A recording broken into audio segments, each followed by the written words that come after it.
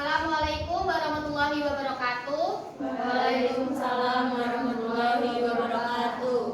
Kami dari kelompok 5 akan menjelaskan mengenai aset tetap dan properti investasi beserta depresiasi aset dan penurunan nilai.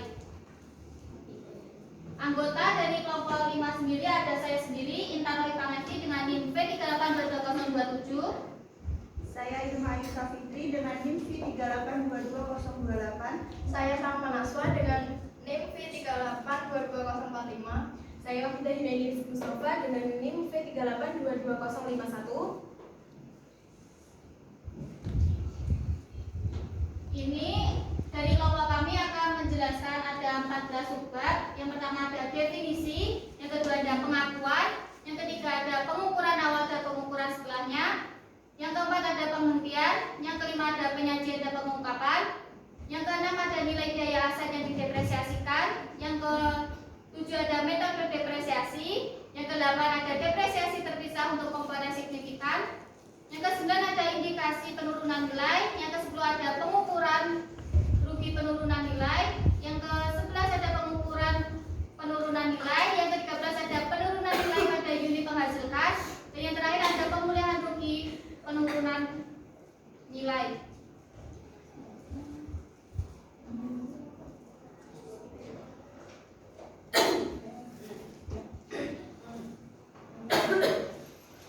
Jadi di sini saya akan menjelaskan mengenai aset tetap untuk bab 7.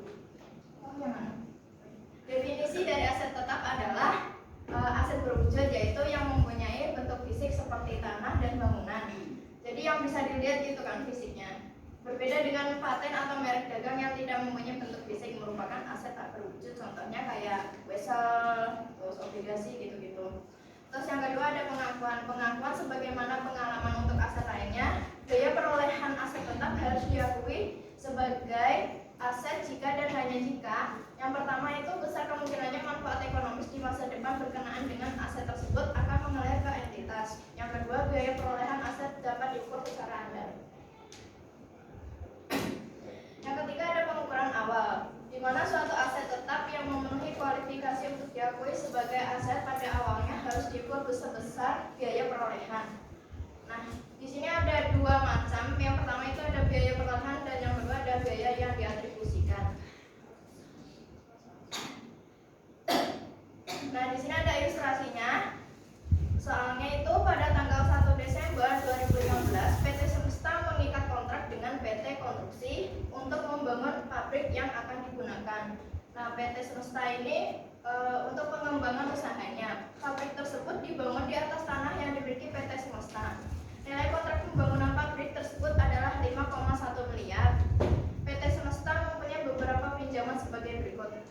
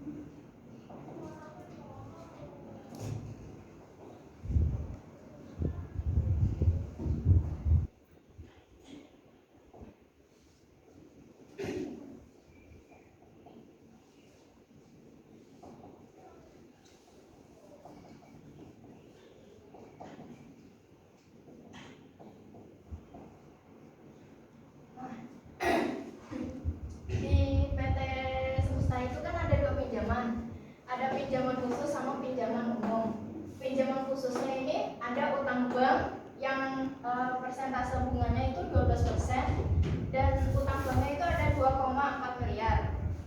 Terus yang kedua ada pinjaman umum, itu ada wesel sama obligasi. Untuk wesel itu persentase bunganya 15% dengan harganya itu 3 miliar.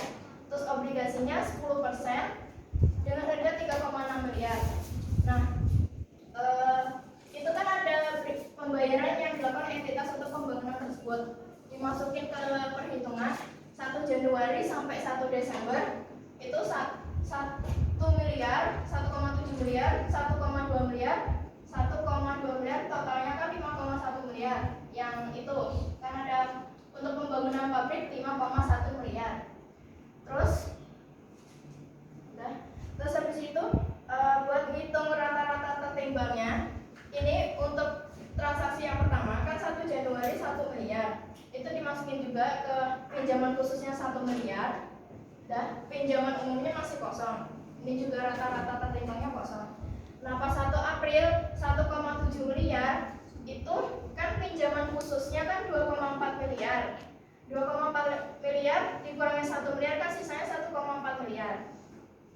Terus untuk pinjaman umumnya tinggal dikurangin aja, yang ini 1,7 miliar dikurangi 1,4 miliar kan hasilnya 300 juta.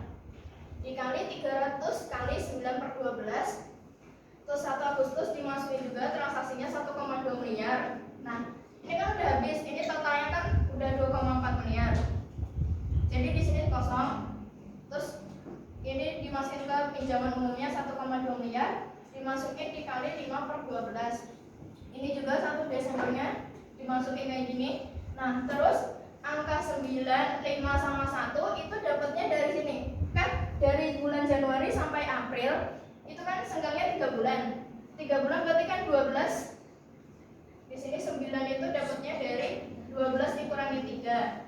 Terus dari April ke Agustus itu kan 4 bulan. Berarti lanjut ini 5 itu dapatnya dari 12 dikurangi 3 ditambah 4. Begitu seterusnya sampai yang terakhir kan itu udah bulan terakhir Desember, jadi 12 kurangin 3 tambah 4 tambah 7 tambah 4. Itu dapatnya. Terus ini kan tadi totalnya ini kan 5,1 M. Nah, ini hasilnya 2,7 M kan kalau di total. Ini ditambah itu hasilnya 5,1. Jadi balance pengeluaran sama pinjaman khusus sama pinjaman umumnya itu sama 5,1 M. Terus nah, ya tadi transaksinya. Terus rata-rata tertimbangnya kan udah ketemu tadi hasilnya itu di sini 825 itu 825 juta. Terus rata-rata tertimbang biaya pinjaman dari pinjaman umum yang tadi itu 3 miliar itu kan dihitung dikali 15%, itu ketemu 450 juta. Terus yang 3,6 dikali 10 ketemu 360 juta, di total 810 juta. Habis itu dihitung lagi rata-rata tertimbangnya itu 810 juta dibagi 6,6 miliar itu dari 3 ditambah 3,6 sama dengan 12,27%. Nah, terus habis itu hitung biaya pinjaman yang dapat dikapitalisasi. Pinjaman khususnya tadi itu kan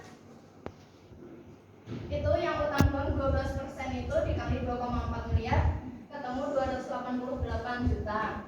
Pinjaman umumnya tadi kan udah ketemu tuh rata-rata tertimbangnya 12,27% dikali 825 dari rata-rata tertimbangnya di tabel ketemu 101 sekian. Terus ditambah itu dari pinjaman khusus sama pinjaman umum di total dikurangi sama penghasilan investasi. Jadi pas di pinjaman khusus ini mendapatkan keuntungan 60 juta. Dan terus dikurangin hasilnya, jadi total biaya pinjaman yang dikapitalisasi itu 329 juta sekian. Nah ini buat pencatatan ayat jurnalnya tadi kan transaksinya ada 4 kali itu untuk bangunan. Ya udah tinggal dimasukin aja di bangunan itu 1 miliar dimasukin debit, kasnya juga di kredit. 1 April bangunan 1,7, kasnya di 1,7 juga, begitu seterusnya sampai 1 Desember. Nah untuk perhitungan yang terakhir itu kan tadi kasnya itu kan ada 31 Desember dapat keuntungan 60 juta, nah itu masuk di debit kasnya. Terus bangunan tadi yang 329 itu perhitungan dari yang sebelumnya ada pinjaman yang dapat dikapitalisasi itu 329 dimasukkan juga di perhitungan terakhir di periode akhir. Udah, nah terus kas ini untuk beban bunganya tadi kan udah dihitung 288 yang 2,4 dikali 12% itu hasilnya 288 ditambah 810 yang 6,6 miliar ini itu udah dihitung sama persentasenya, totalnya 1.098 miliar. Nah beban bunganya berarti kan sisanya ditaruh sana 1.098 itu dikurangi 60 dikurangi 329 sekian, hasilnya 708 sekian. Terus habis itu di pinjaman itu ada jenisnya lagi. Itu yang pertama, pertukaran memiliki substansi komersil. Untuk ceritanya, pertukaran memiliki substansi komersial, PTA menukar sebidang tanah dengan nilai buku 800 juta dengan kas 1,6 miliar dan mesin dengan nilai 2 miliar. Nilai wajar dari tanah diestimasi sebesar 3,6 miliar. Transaksi tersebut memiliki substansi komersial. Mesin akan dicatat sebesar 2 miliar, yaitu nilai wajar dari aset tanah yang diserahkan 3,6 miliar dikurangi dengan kas yang diterima. Jadi jurnalnya itu kan mesinnya itu 2 miliar itu kan mesin akan dicatat 2 miliar dimasukin ke debit. Terus kasnya juga itu dikurangi dengan kas yang diterima 1,6 miliar itu. Terus tanahnya tadi kan harganya udah dinilai bukunya itu 800 juta. Terus keuntungannya ini itu hasilnya dari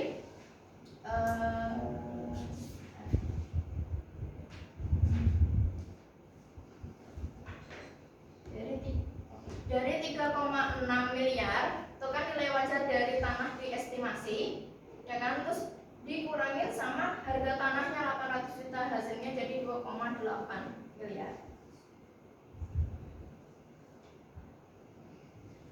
Terus yang kedua itu pertukaran tidak memiliki substansi komersil. Pertukaran tidak memiliki substansi komersil, PTA menukarkan mobil jenis X dengan nilai buku 260 juta dengan perolehan 400 juta dan akumulasi penyusutan 140 juta dan nilai wajar 265 juta untuk kas sebesar 3 juta dan mobil jenis Y dengan nilai wajar 262 juta. Mobil jenis X dan jenis Y tersebut mempunyai fungsi yang sama. Untuk PTA, transaksi tersebut tidak memiliki substansi komersial karena arus kas masa depan PTA diestimasi tidak akan berubah dengan adanya transaksi pertukaran tersebut. Karena transaksi tersebut tidak memiliki substansi komersial, maka mobil jenis Y dicatat sebesar nilai buku mobil jenis X senilai 260 juta dikurangi kas yang diterima 3 juta, yaitu sebesar 257 juta. Jurnalnya itu tadi kan itu di sini terakhir itu kan dikurangin kas. Kasnya itu masukin 3 juta di debit. Mobilnya tadi kan harganya 257 itu ini ya 257 juta. Habis itu akumulasi penyusutan ini gimana? Ya gini. Terus mobil akumulasi penyusutan mobil X itu 140 juta. Itu dari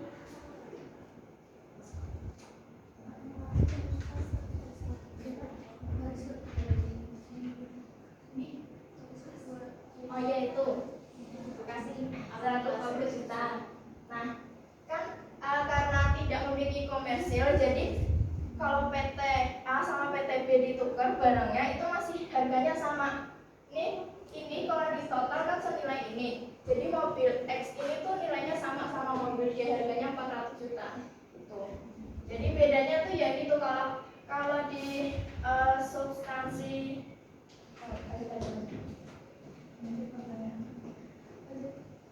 Yang keempat, pengukuran setelahnya. Pengukuran setelahnya untuk aset tetap setelah pengakuan awal entitas harus memiliki model biaya atau cost model atau model revaluasi model sebagai kebijakan akuntansinya. Model biaya dalam model biaya setelah diakui sebagai aset maka suatu aset tetap dicatat sebesar biaya perolehan dikurangi di akumulasi penyusunan dan akumulasi rugi penurunan nilai aset. Sebagai contoh, PT Berlian membeli peralatan dengan biaya perolehan 1 miliar pada tanggal 2 Januari 2015. Entitas mengestimasi umur manfaat peralatan tersebut adalah 10 tahun tanpa nilai sisa. Entitas menggunakan metode penyusutan garis lurus pada tanggal 31 Desember. Diestimasi terdapat rugi penurunan nilai peralatan sebesar 20 juta. Nah, itu jurnalnya. 2 Januari peralatannya dimasukin kan 1M di debit, kasnya di kredit 1M. Terus beban penyusunannya itu kan tadi kan menggunakan metode garis lurus, tinggal dibagi sama estimasi tahunnya itu peralatannya kan 10 tahun. 1M dibagi 10, 100 juta. Beban penyusunan sama akumulasi penyusunannya 100 juta di debit kredit. Terus rugi penurunan nilainya dimasukin di debit 20 juta. Akumulasi rugi penurunan nilainya dimasukin kredit. Terus nilai tercatat peralatan 31 Desember 2015 itu tinggal ditotal aja kan buat sisa terakhirnya. Biaya perolehannya kan awal kasnya itu 1 miliar dikurangi sama akumulasi penyusutannya itu yang tadi udah dihitung per 10 tahun 100 juta dikurangin lagi sama akumulasi rugi penurunan nilai sebesar 20 juta. Jadi peralatan netonya di tahun 2015 itu tersisa 880 juta untuk nilai peralatannya. Terus yang kedua ada model revaluasi. Revaluasi harus dilakukan dengan keteraturan yang cukup reguler untuk memastikan bahwa jumlah tercatat tidak berbeda secara material dari jumlah yang ditentukan dengan menggunakan nilai wajar pada tanggal neraca. Berikut adalah contoh penerapan metode revaluasi. PTB memiliki peralatan dengan biaya perolehan 1,56 miliar yang diperoleh pada tanggal 1 Desember 2014. Masa manfaat peralatan tersebut adalah 6 tahun tanpa nilai sisa. PTB memiliki metode revaluasi untuk peralatan tersebut pada tanggal 31 Desember 2015. Nilai wajar peralatan tersebut adalah 1,6 miliar. Terus jurnalnya udah tinggal dimasukin aja, tadi kan ada transaksi di 1 Januari 2014 yang awal peralatannya itu dimasukin 1,56 miliar. Kasnya juga dimasukin. Terus yang perhitungan terakhirnya 31 Desember beban penyusunannya itu dapatnya dari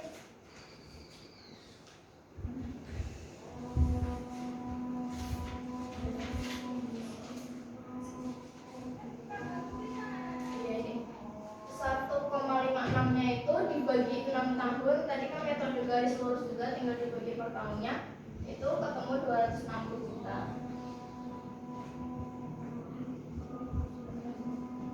Terus transaksi yang terakhir 31 Desember 2015 itu sama.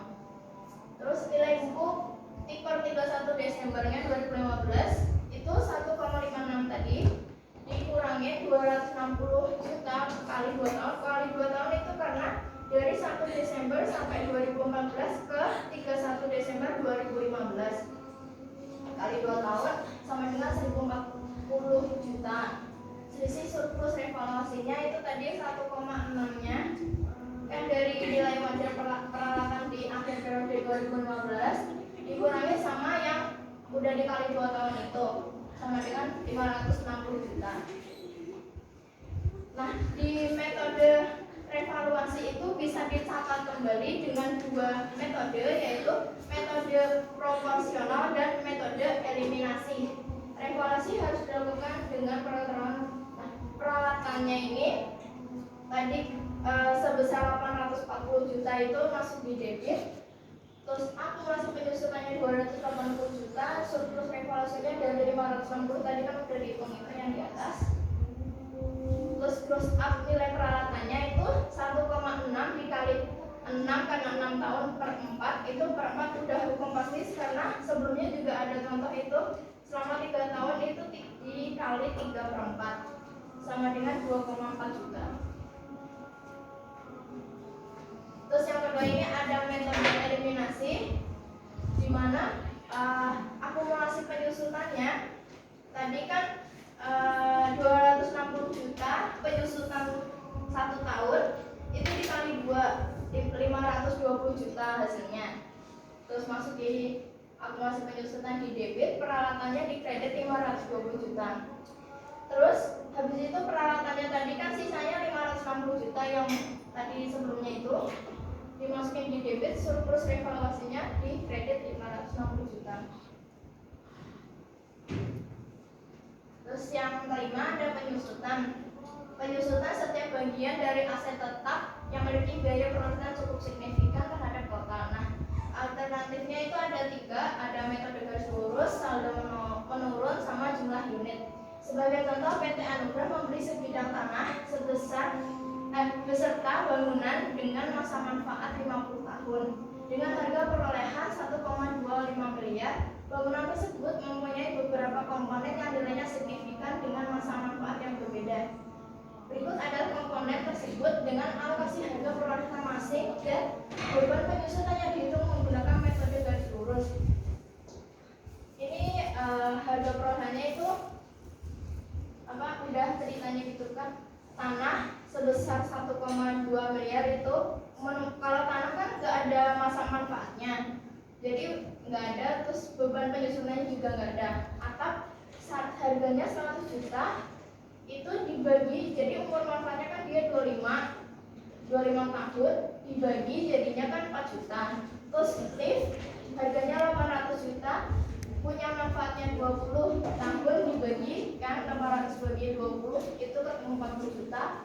Sisa komponennya ini 1 miliar, di umur manfaatnya tadi 50 tahun, terus dibagi sama dengan 20 juta. Terus selanjutnya ada penghentian pengukuran. Penghentian pengakuan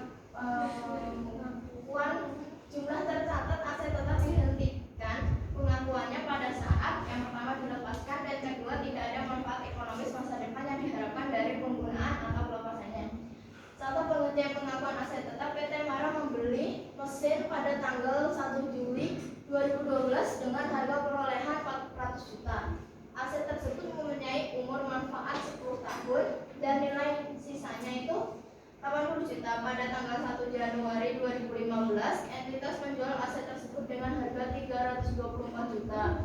Penyusutan per tahun 400 juta itu dikurangin sama nilainya sisanya itu 80 juta, dibagi 10 tahun sama dengan 32 juta. Akumulasi penyusutan sampai tanggal 1 Januari 2015 sama dengan 30 juta dikali 2,5 tahun sama dengan 80 juta. Nilai tercatat pada tanggal 1 Januari 2015 400 juta dikurangi 80 juta sama dengan 320 juta. Keuntungan penjualan aset tetap 324 dikurangi 320 sama dengan 4 juta. Ayat jurnalnya tadi kan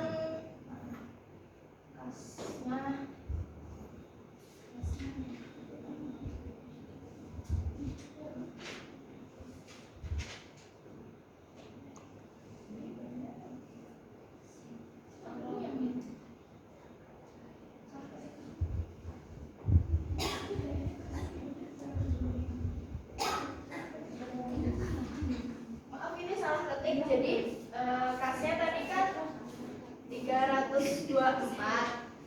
juta, di sini 324 juta. Salah ini kan, yang ini 60 juta itu harusnya 324. Terus akumulasi penyusutannya itu 80 juta. Terus mesinnya itu kan tadi harganya 400 juta dimasukin situ. Terus keuntungannya itu harusnya ini 4 juta bukan 400 juta. Itu dapatnya dari tadi kan ini di sini 324 ditambah 80 kan 400 juta. Nah yang 4 jutanya itu dari ini 324 dikurangi 320.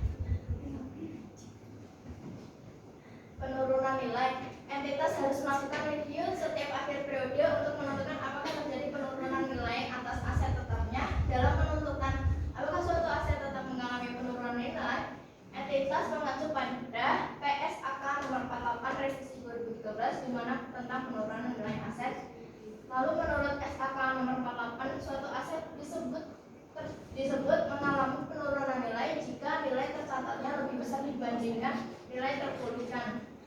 Sebagai contoh, pada tanggal 31 Desember 2015, PT Mentawai menetapkan ada indikasi terjadi penurunan nilai dari bangunan yang dimiliki perusahaan. Nilai tercatat bangunan tersebut adalah 1,74 miliar, sedangkan nilai wajar dikurangi biaya untuk menjual dan nilai pakai dari bangunan tersebut masing-masing sebesar 1,65 miliar dan 1,68 miliar. Nilai terpulihkan adalah 1,68 miliar, yang merupakan nilai tertinggi antara nilai wajar dikurangi biaya untuk menjual nilai pakai. Nilai tercatat sebesar 1,7 miliar lebih tinggi dibandingkan nilai terpulihkan 1,68 miliar. Sehingga terdapat kerugian penurunan nilai sebesar 60 juta. Ya udah, tinggal dimasukin aja nanti di jurnalnya itu.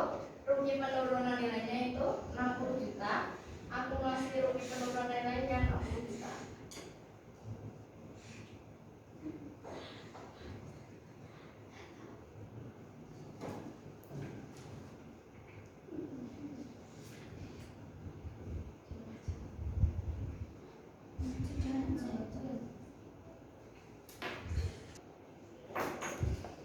Yang terakhir ada penyajian dan pengungkapan, di mana penyajian aset tetap disajikan di laporan posisi keuangan atau laporan perubahan ekuitas di bagian aset tidak lancar. Di sini ada contoh penyajian aset tetap dapat dilihat di laporan keuangan PT Semen Gresik.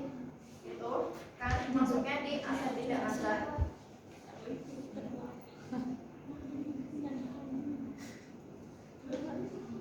Terus yang kedua ada pengungkapan laporan keuangan, itu mengungkapkan untuk setiap kelompok aset tetap antara lain. Yang pertama ada dasar pengukuran yang digunakan dalam menentukan jumlah tercatat bruto. Kedua, metode penyusutan yang digunakan. Tiga, umur manfaat dan penyusutan yang digunakan. Empat, jumlah tercatat bruto dan akumulasi penyusutan. Yang kelima, rekonsiliasi jumlah tercatat pada awal dan akhir periode.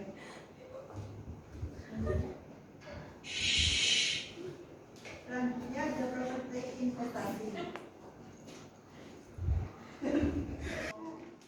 Nah, selanjutnya ada properti investasi.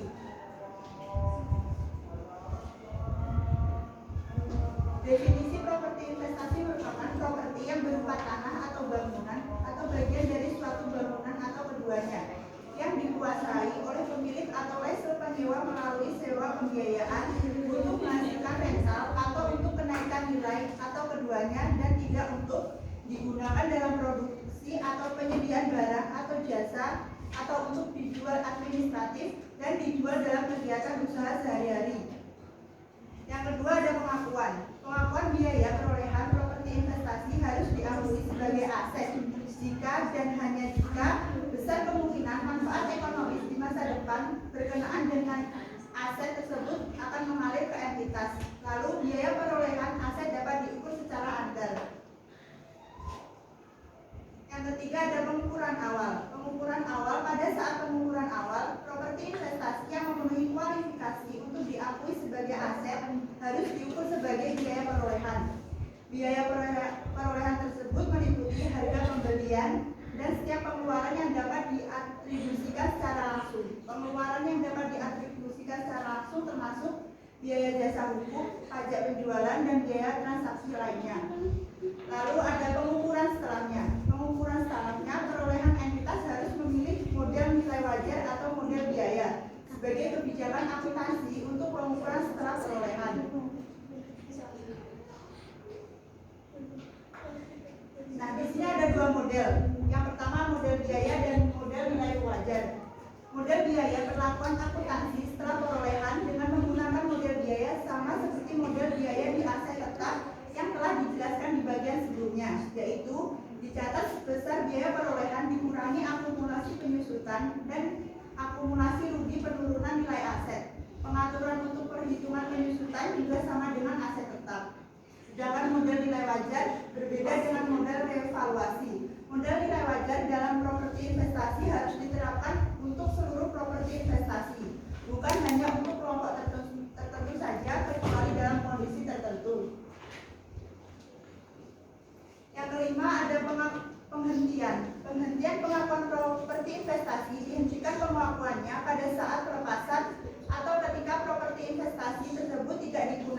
lagi secara permanen dan tidak memiliki manfaat ekonomis di masa depan. Pelepasan properti investasi dapat dilakukan dengan cara dijual atau disewakan secara sewa pembiayaan. Nah, di sini terdapat transfer. Transfer apabila tujuan dari penggunaan aset mengalami perubahan, maka perlu dilakukan transfer klasifikasi. Transfer ke atau dari properti investasi dilakukan jika dan hanya jika terdapat perubahan penggunaan yang ditunjukkan sebagai berikut. Yang pertama, dimulainya penggunaan oleh pemilik. Maksudnya, perlu ditransfer dari properti investasi menjadi properti yang digunakan sendiri. Lalu yang kedua, dimulainya pembangunan untuk dijual. Dalam hal ini terjadi perubahan dari properti investasi menjadi persediaan. Yang ketiga, berakhirnya pemakaian oleh pemilik dan aset tersebut digunakan untuk tujuan rental atau kenaikan nilai atau keduanya. Perubahan ini menyebabkan transfer dari properti yang digunakan sendiri menjadi properti investasi. Yang keempat, dimulainya sewa operasi ke pihak lain dari sebelumnya digunakan untuk dijual, maka ditransfer dari persediaan menjadi properti investasi. Dan yang terakhir, berakhirnya pembangunan atau pengembangan dan akan digunakan untuk tujuan properti investasi.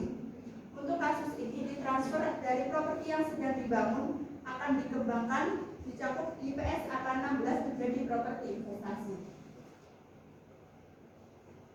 Yang keenam, ada penyajian dan pengungkapan. Pertama, ada penyajian. Penyajian properti investasi disajikan sebagai bagian dari aset tidak lancar di dalam laporan posisi keuangan.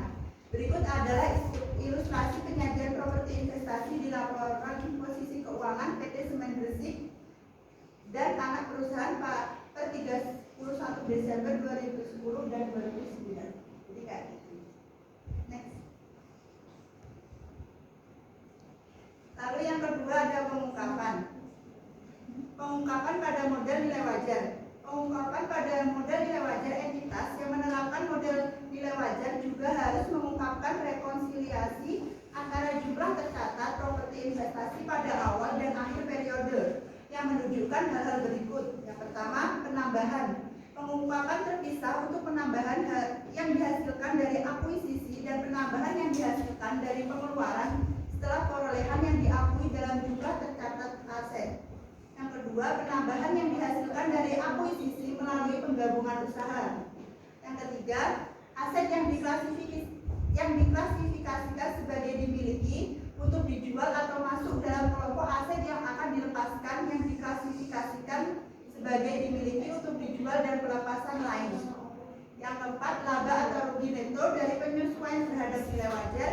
Yang kelima, perbedaan nilai tukar neto yang timbul pada penjabaran laporan keuangan dari mata uang fungsional menjadi mata uang penyajian yang berbeda, termasuk penjabaran dari kegiatan usaha luar negeri menjadi mata uang penyajian dari entitas pelapor. Yang keenam, transfer dan dari perusahaan dan properti yang digunakan sendiri. Dan yang terakhir ada perubahan lain. Pengungkapan pada model biaya.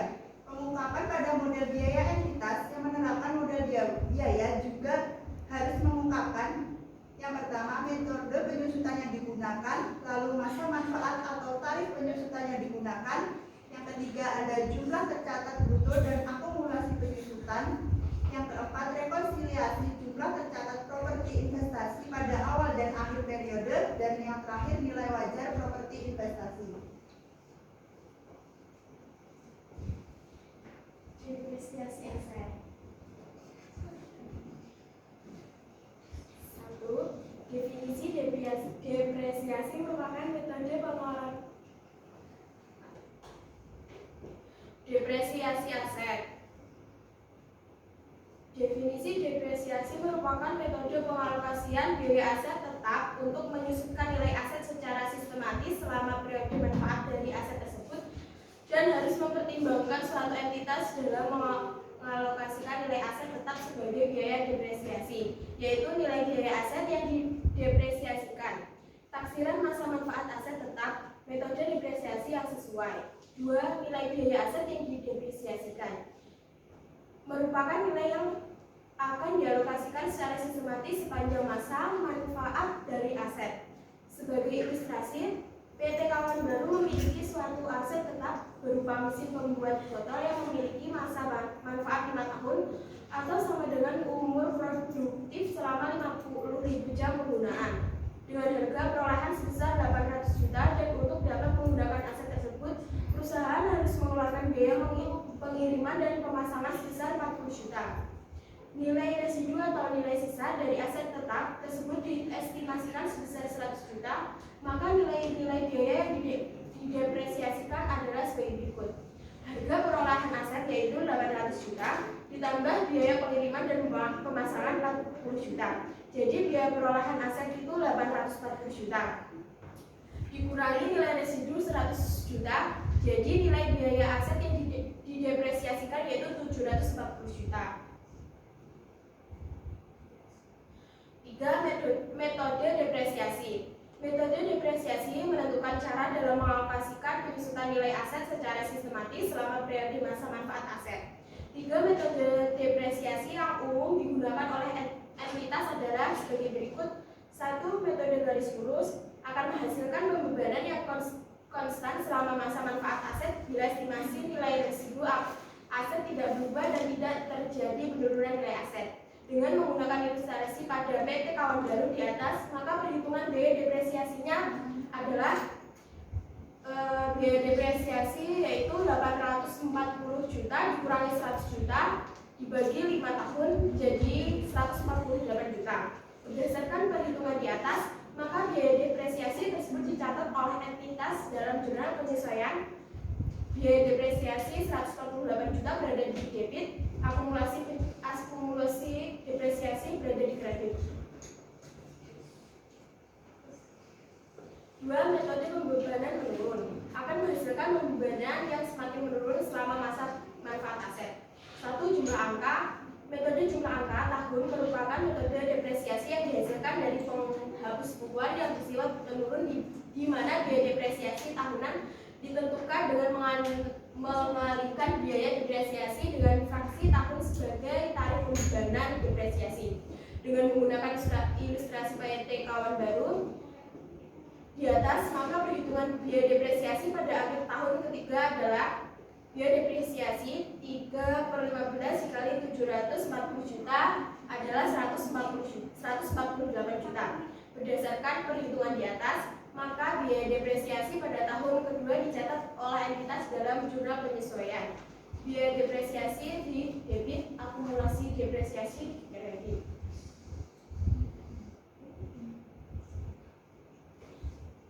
Tabel berikut menunjukkan pembebanan biaya depresiasi dan nilai buku aset tetap dari PT Kawan Baru. Jadi nilai buku awal kan 840 juta. Nah, itu dikurangi biaya depresiasi 148 juta. Jadi nilai buku akhir tahunnya 692 juta. Nah, akumulasi depresiasi itu dari biaya depresiasi ditambah itu semua ditambah. Tabel berikut menunjukkan pembebanan biaya depresiasi dan nilai buku aset tetap dari PT Kawan Baru, yaitu nilai buku awal tahun 840 juta dikurangi biaya depresiasi 246 juta sekian, jadi nilai buku akhir tahunnya 593 juta sekian. Nah, nilai perolehan aset itu 740 juta dibagi dari 5/15 dikali 740 juta, maka hasilnya 246 juta. Nah, metode selanjutnya saldo menurun. Metode saldo menurun merupakan metode yang membebankan depresiasi dengan nilai yang lebih tinggi pada awal periode dan secara gradual akan berkurang pada tahun-tahun selanjutnya. Dengan menggunakan ilustrasi PT Kawan Baru, maka perhitungan biaya depresiasi pada akhir tahun pertama adalah biaya depresiasinya 840 juta dikali 40% sama dengan 376. Itu tuh kalau dihitung hasilnya sebenarnya 336 juta. Berdasarkan perhitungan di atas, maka biaya depresiasi pada tahun kedua dicatat oleh entitas dalam jurnal penyesuaian. Biaya depresiasi di debit, akumulasi depresiasinya di kredit. Tabel berikut menunjukkan pembebanan biaya depresiasi dan nilai buku aset tetap dari PT Kawan Baru, yaitu nilai buku aset awal tahun dikali 400%, hasilnya 376. Selanjutnya itu nilai buku aset awal tahun dikurangi saldo akumulasi depresiasi, hasilnya nilai buku akhir tahun. Yang ketiga, metode unit produksi akan menghasilkan pembebanan yang didasarkan pada ekspektasi penggunaan aset atau output yang dihasilkan. Apabila misalkan pada tahun ini PT Kawan Baru menggunakan aset tersebut selama 5.000 jam, maka perhitungan biaya depresiasi adalah 840 juta kurangi 100 juta dikali 5.000. 840 juta dikurangi 100 juta dikali 5.000 per 50.000, hasilnya 74 juta. Maaf, itu salah. Terus berdasarkan perhitungan di atas, maka biaya depresiasi tersebut dicatat oleh entitas dalam jurnal, yaitu 74 juta biaya depresiasi di debit, akumulasi depresiasinya di kredit.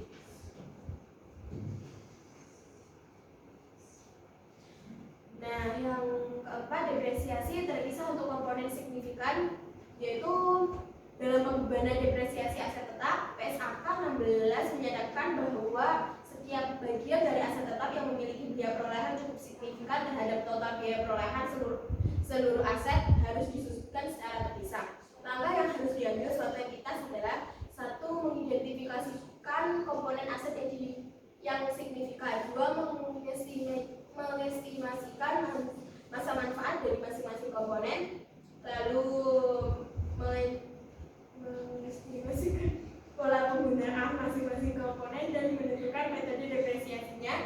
Yang terakhir, menghitung biaya depresiasi masing-masing komponen.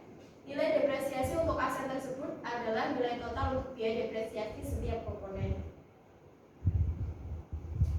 Yang terakhir ada penurunan nilai. Yang pertama ada indikasi penurunan nilai, yaitu penurunan nilai dalam kondisi di mana suatu entitas menghadapi penurunan nilai dari aset-asetnya, maka banyak entitas yang melakukan penghapusan terhadap aset jangka panjangnya. Lalu yang kedua ada pengukuran penurunan nilai, yaitu setelah suatu entitas mengevaluasi adanya indikasi penurunan nilai dan ternyata menemukan adanya indikasi penurunan nilai, maka harus dilakukan pengujian atas penurunan nilai dengan pembandingan antara jumlah tercatat dari aset dengan jumlah terpulihkannya. Apabila jumlah tercatatnya lebih tinggi dari jumlah terpulihkan, maka selisih antara keduanya tersebut diakui sebagai rugi penurunan nilai dan nilai tercatat aset diturunkan menjadi sebesar jumlah terpulihkan tersebut. Apabila jumlah tercatatnya lebih rendah dari jumlah terpulihkan, maka tidak terdapat penurunan nilai.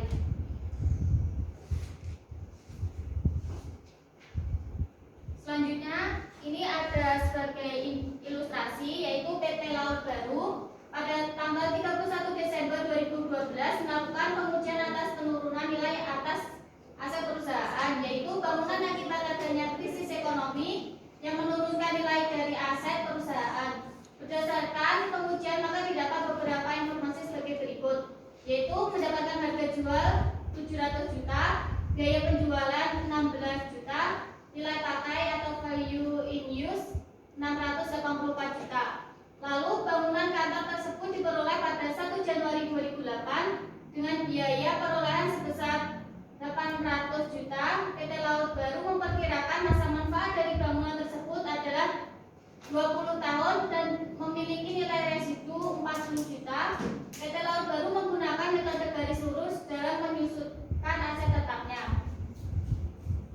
Lalu dari penjumlahan tersebut didapat 610 juta.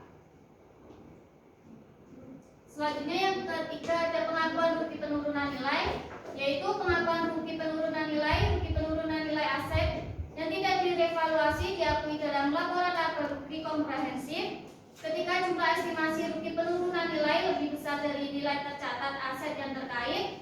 Entitas mengakui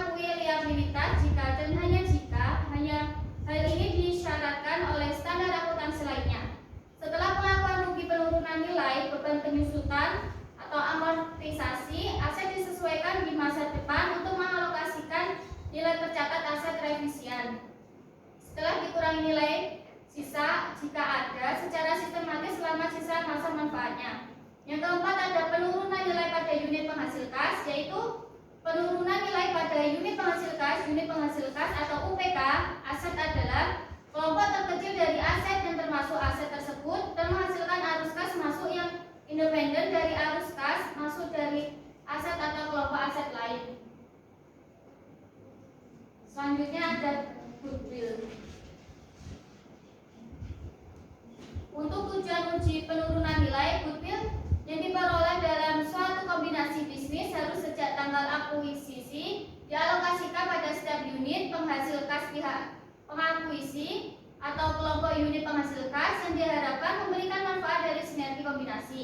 Sebagai ilustrasi, PT Lollipop melakukan pengujian atas penurunan nilai UPKZ dan memperoleh informasi sebagai berikut.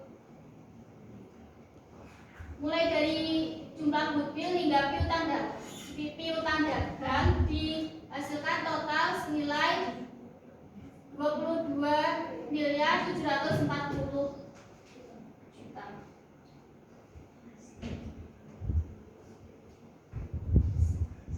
Selanjutnya, setelah melakukan pengujian penurunan nilai, PT Lollipop menemukan bahwa jumlah terpulihkan pada UPKZ adalah 16 miliar dan properti investasi adalah 4 miliar. Alokasi penurunan nilai pada aset individual adalah sebagai berikut. Pertama, kerugian penurunan nilai yang diakui adalah terhadap properti investasi yang memiliki nilai wajar yang jelas yaitu 4 miliar, sehingga diakui penurunan nilai sebesar 1 miliar. Jurnal untuk mengakui penurunan nilai adalah sebagai berikut. Ada rugi penurunan nilai properti investasi senilai 1 miliar, lalu properti investasi 1 miliar di bagian kredit. Kedua, membandingkan jumlah tercatat dengan jumlah terpulihkan. Nilai tercatat UPKZ ini adalah 21.740 juta. Itu dari 22.740 juta dikurangi 1 miliar. Nilai tersebut lebih tinggi dari jumlah terpulihkan sehingga PT Lollipop akan mengakui kerugian penurunan nilai pada UPKZ sebesar 5.740. Itu dari 21.740 dikurangi 16 miliar. Jumlah kerugian tersebut hanya dialokasikan pada aset tetap dan aset tak berwujud karena properti investasi telah diturunkan nilainya menjadi sebesar jumlah terpulihkan dan aset selain aset tetap dan aset tak berwujud di luar dari ruang lingkup SAK 48. Alokasi kerugian penurunan nilai adalah sebagai berikut.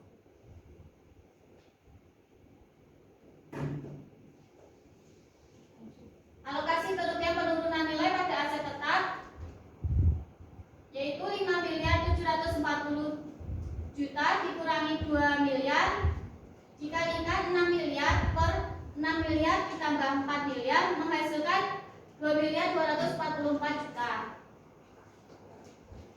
Lalu alokasi terhadap aset tak berwujud adalah sebagai berikut.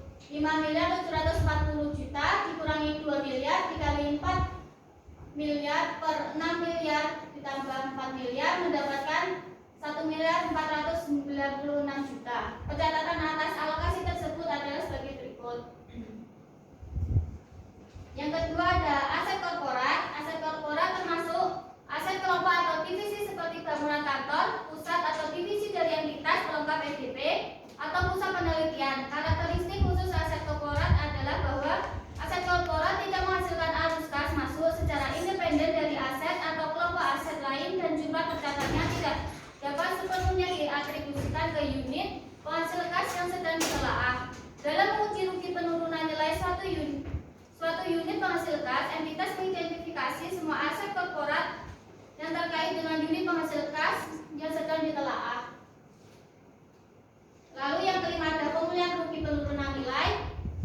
Pemulihan rugi penurunan nilai entitas menilai pada akhir setiap periode pelaporan apakah terdapat indikasi bahwa rugi penurunan nilai yang telah diakui dalam periode sebelumnya untuk aset, yaitu selain goodwill, karena untuk goodwill tidak diperbolehkannya adanya pemulihan rugi penurunan nilai, mungkin tidak ada lagi atau mungkin telah menurun. Dan yang keenam ada penyajian dan pengungkapan.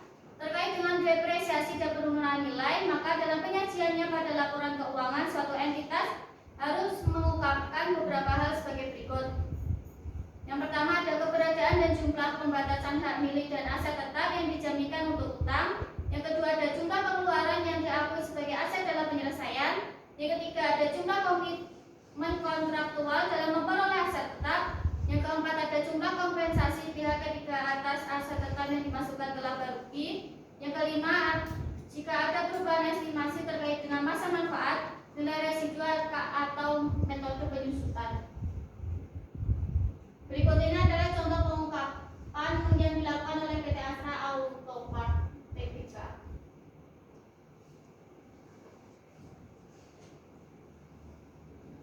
Sekelompok 5 mungkin ada yang ingin bertanya. Mungkin dari teman-teman ada yang ingin bertanya.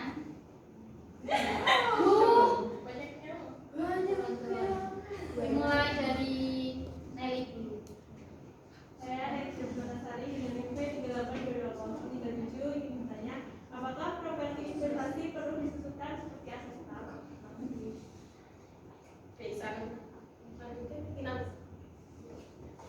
Saya Kinanti Warnamaswari dengan NIP 382030 akan bertanya mengenai PPT tadi. Pejabat materi pengukuran setelah perolehan entitas harus memilih model nilai wajar atau model biaya sebagai kebijakan akuntansi untuk pengukuran setelah perolehan. Maka lebih baik yang disarankan untuk menggunakan model biaya atau nilai wajar. Terima kasih. Juliana. Izin bertanya, nama Juliana Fitri. Kapan suatu aset yang diperoleh akan diakui sebagai persediaan properti investasi atau aset tetap pada perusahaan properti? Terima kasih. Saya dari Almega dengan NIP 382202 izin bertanya mengenai perkembangan tadi. Apa faktor-faktor utama yang dipertimbangkan dalam menentukan metode depresiasi yang akan digunakan? Saya Viviana Diastuti, NIP 382250 bertanya kapan suatu aset yang diperoleh akan diakui sebagai persediaan properti investasi atau aset tetap pada perusahaan properti. Selanjutnya Aura. Izin bertanya, saya Laura Novitasari dengan NIP 382031. Apakah yang membedakan antara properti investasi dengan aset tidak lancar yang tersedia untuk dijual?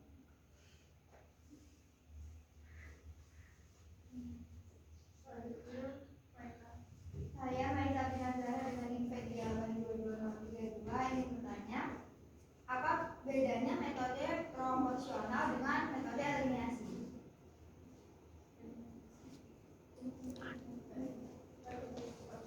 Ada yang ingin bertanya lagi?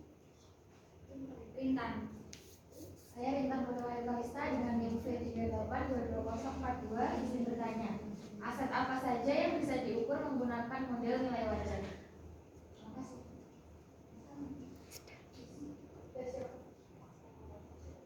Kita tampung dulu pertanyaannya.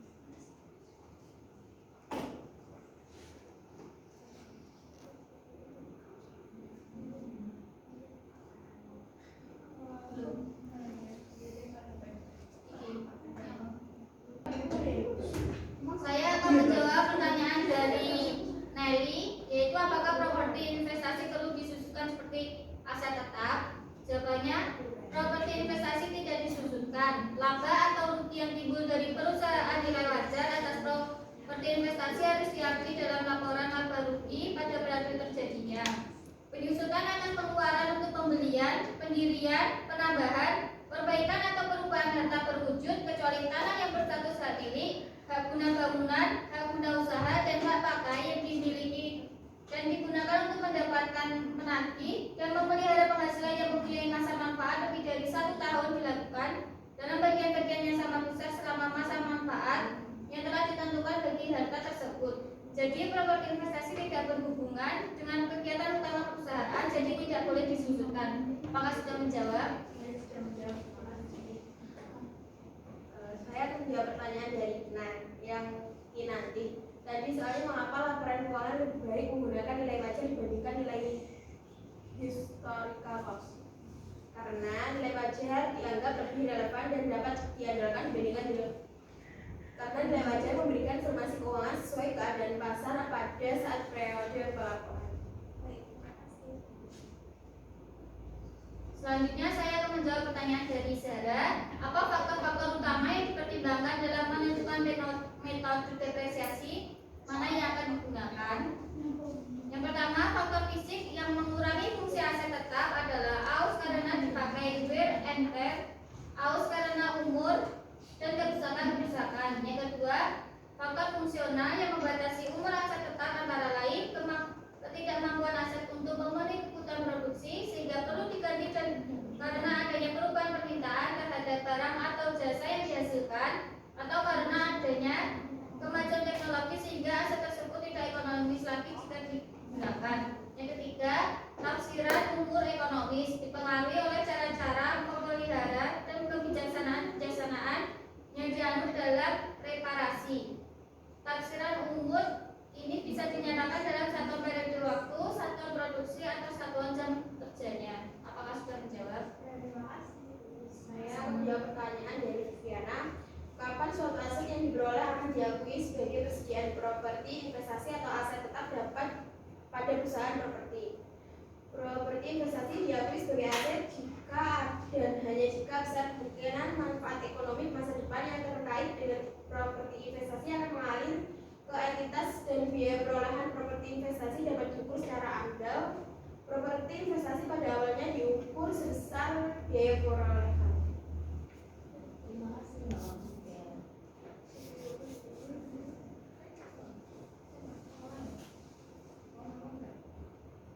Baik, saya akan menjawab pertanyaan dari Maura.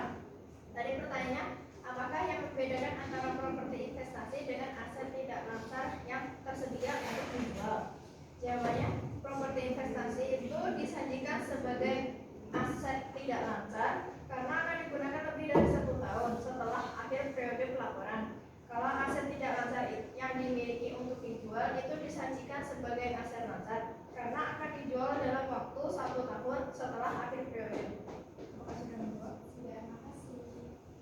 Selanjutnya dari Maita, apa bedanya metode proporsional sama metode eliminasi? Itu kalau metode proporsional itu perhitungnya tuh jadi 1 terus ngitung saldo brutonya, saldo akhirnya.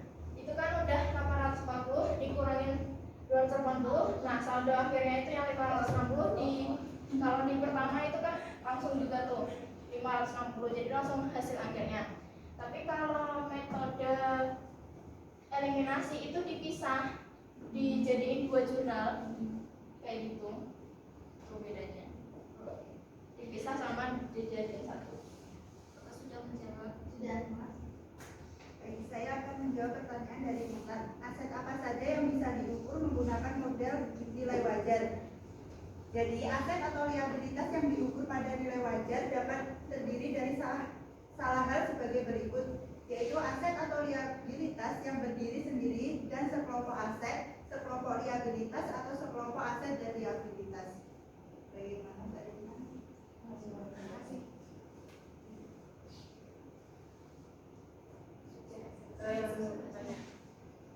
Pertanyaan terakhir dari Yana. Kapan suatu aset yang diperoleh akan diakui sebagai persediaan properti investasi atau aset tetap pada perusahaan properti? Jadi properti investasi diakui sebagai aset jika dan hanya jika besar kemungkinan manfaat ekonomi masa datang yang terkait dengan properti investasi, alir ke entitas dan biaya perolehan properti investasi dapat diukur secara andal.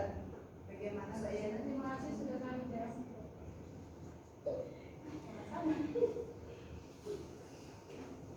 Mungkin ini yang dapat kami sampaikan, kurang lebihnya kami mohon maaf. Wassalamualaikum warahmatullahi wabarakatuh.